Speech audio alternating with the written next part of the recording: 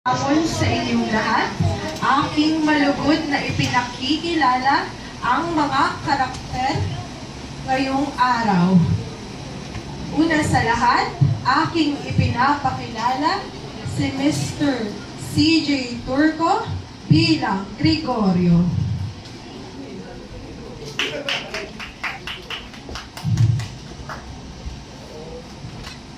At si Mr. Jesse Salvador bilang Young Doctor.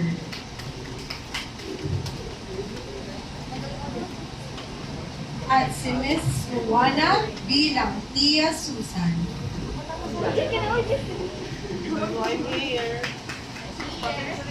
At si Miss Santos bilang may bahay.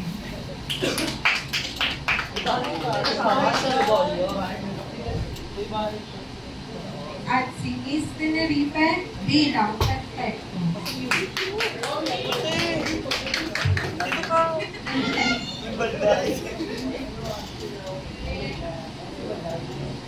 At si Mr. Saron bilang Padre Hilario.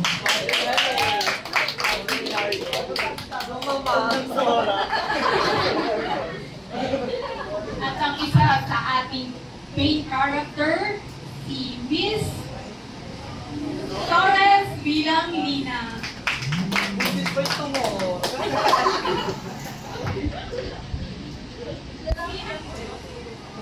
And yung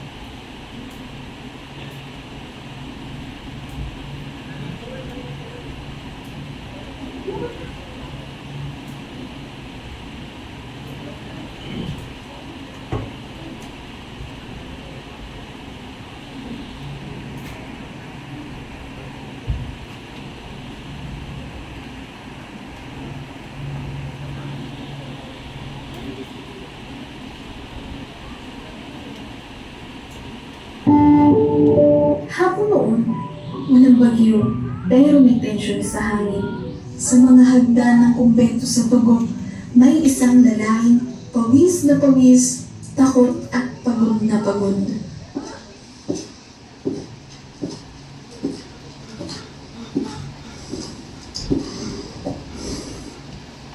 Padre! Bali, tulungan po kami. Ang aking asawa po. Siya po ay nangihina at nagsusuka. Awan ka ng Panginoon, Gregorio. Nakita na ba kayo sa doktor na tubo? Wala po siya roon. Pakiusap pa natin. Maaari ko po bang namin ang inyong sasakyan para madala ko aking asawa sa bahay. Pasensya na, Gregorio. Kinuha ni Father Tiago ang jeep papuntang bayan. Pero gagawa tayo ng paraan upang mapunta sa ospital ng iyong asawa. Sige, Father.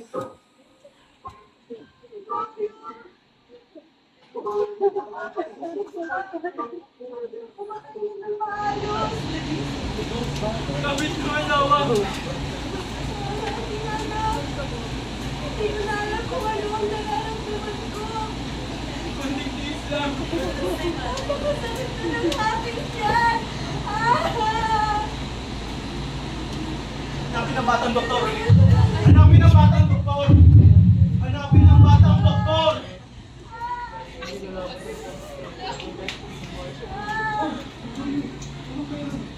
Ang aking asawa po. Na po'y nangihina lang. At nagsusuka. Pagsala po yung walang dextro sa klinika. Kaya,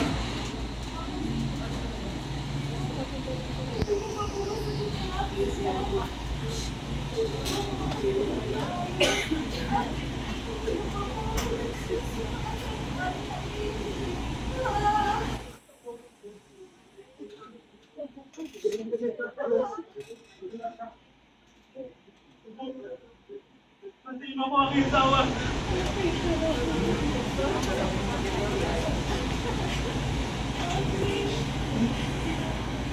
Ano po ba kayo sabihin ko?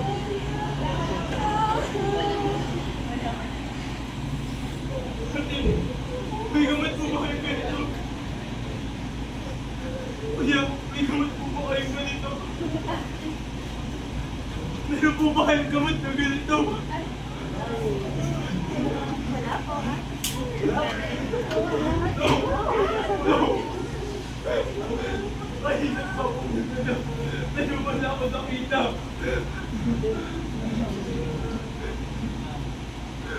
Yan nyo, ako gagawa ng taas. Maghanap po sa kapalit na bahay. Mga kapitbahay, may dextrose pa kayo? Maraming salamat. Pero wala nang marami ng klinika. At higit pa ron, hindi kailangan na natin ito kasi hindi sa kamatiyaran.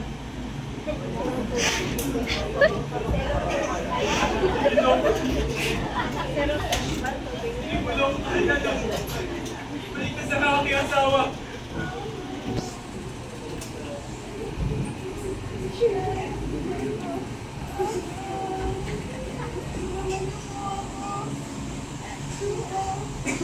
Panginoon, paano na po ang aking anak? Aking asawa.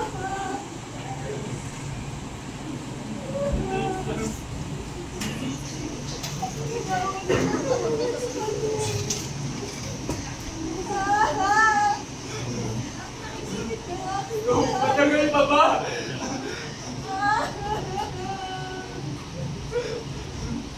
No! Matagal pa ba? Tawarin mo ako!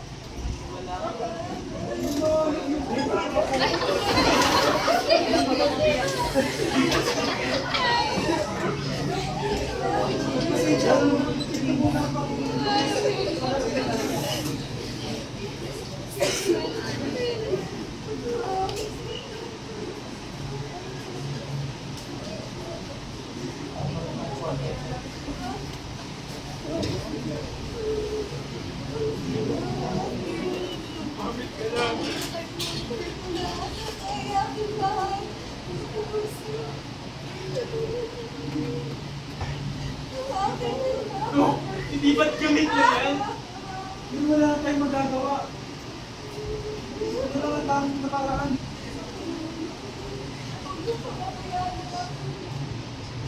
Sige po, Dok.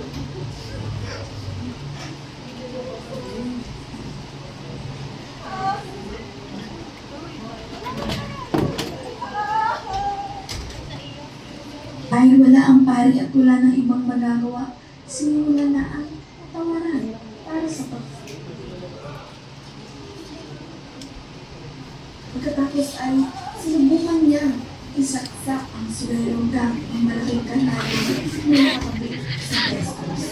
Bumigay na ang mga ugat sa braso at hindi. Sinubukan naman niya ang mga ugat sa leeg, ngunit hindi raw ito umana.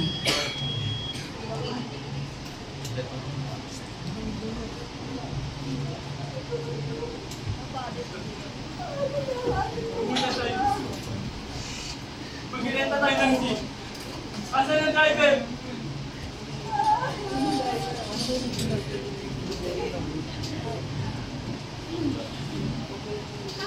Dahil wala ang pari at wala ng ibang pagagawa, sinimula na ang tawaran para sa pagkuha ng jeep.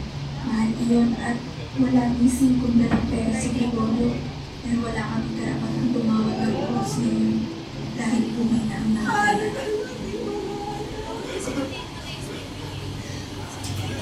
Sayang.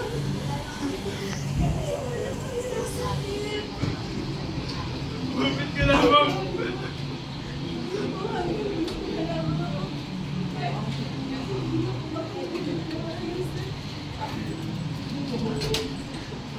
Pabayaan ng aking mahal.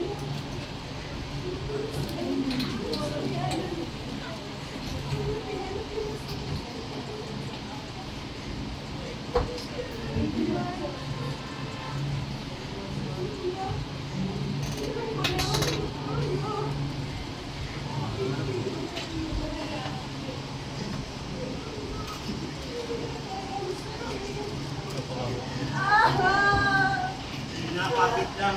Malapit na tayo.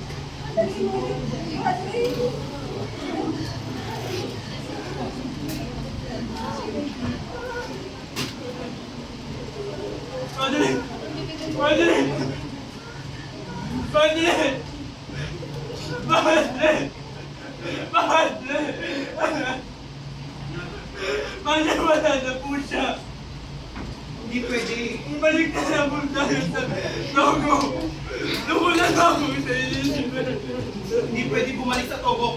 Kailangan inulit pa rin natin sa Kabangkalan. Wala ka lang ano? Kailangan natin siya. Wala na po siya. Wala na po siya.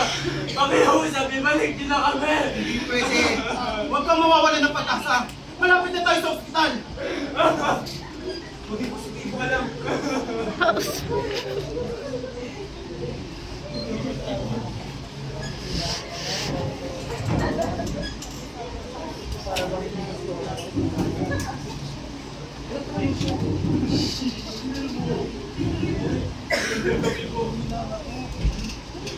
Ano po ang aking asawa? Siya po'y nangihina. Wala na po siyang buhay. Nagbabakama po ako. Tulungan niyo po kami. Ang ginagawa niyo dito, wala yung doktor. At saka pala yung sarang hospital.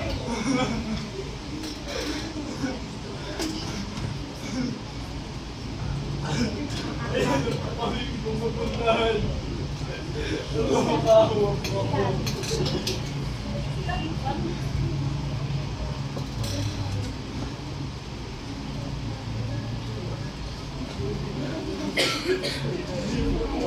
Balik nila dahil Pasensya na ano, hindi na tayo pwede bumalik. Napakawalang galang no. Hinig ako, hindi kulinarya. At saka malas yan. Ayaw mo madamay ka. Akala ka dyan.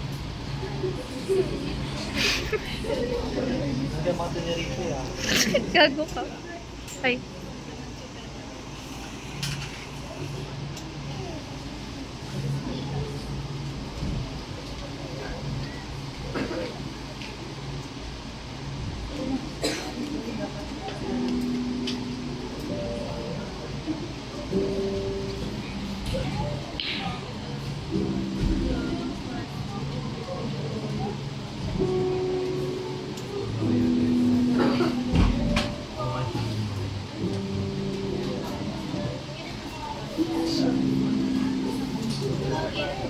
Perfecto.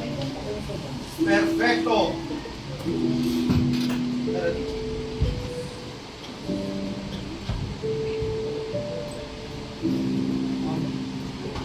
Alam mo ba, hindi pwede Malas ko, magsabay na pabalik ng patay? Sa ating jeep pa!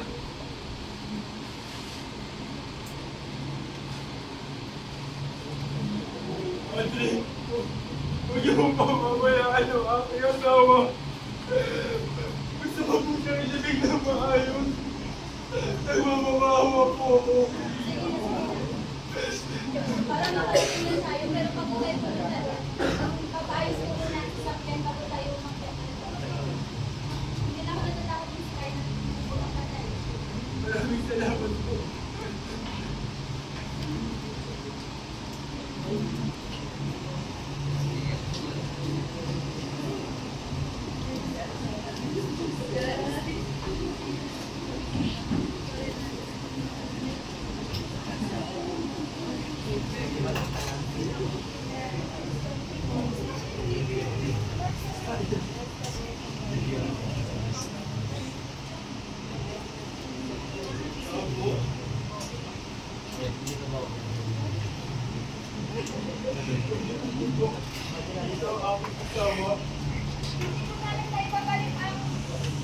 Hindi na yung mababalik yung katawan niya kung hindi ko pa ba yan. 8,000 iyon. 1,000? Diyos ko! Sino ko kukuha ng gulong kalaking pera?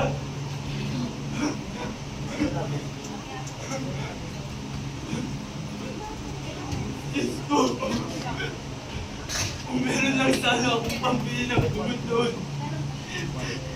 hindi na sana nawala ang aking asawa. Ibalik po! Inibenta ko po ang aming lupa. Manghihiram po ako para makuha ko po ang aking asawa.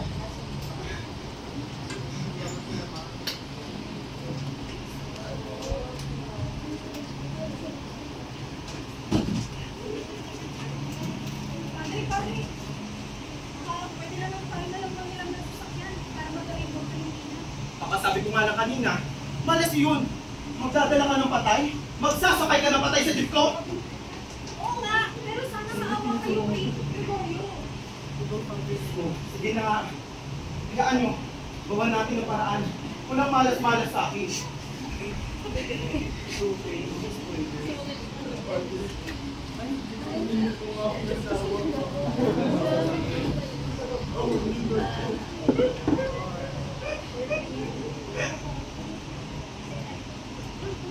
Gagawan ko ng paraan, Gregorio. Pero huwag kang makikisigurong makukuha ko yung asawa mo. Pero gagawan ko ng paraan. 100% kasama pa ang Diyos.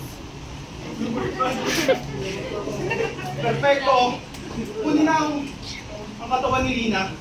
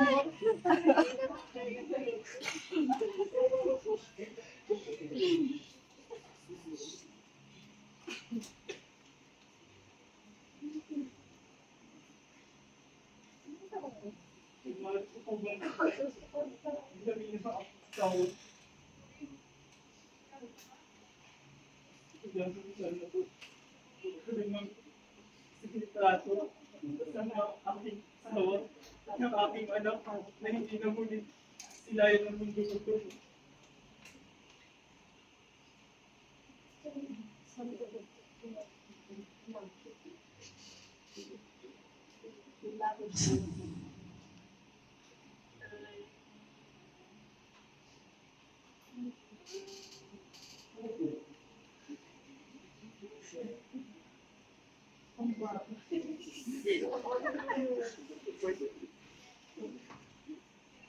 Sa tuwing pinapangalaman ang larawan at hindi.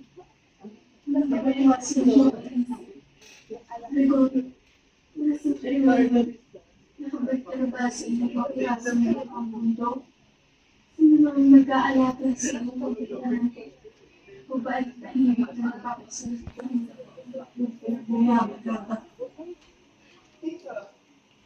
Kasalanan ko ba ang lahat ng ito? Kasalanan ko bang kami mahirap?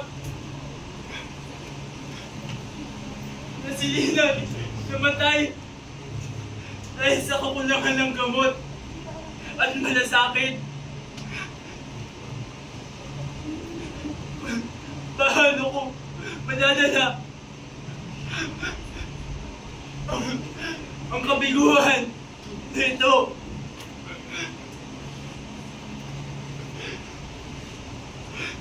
At tayo, kailan tayo muling magigising?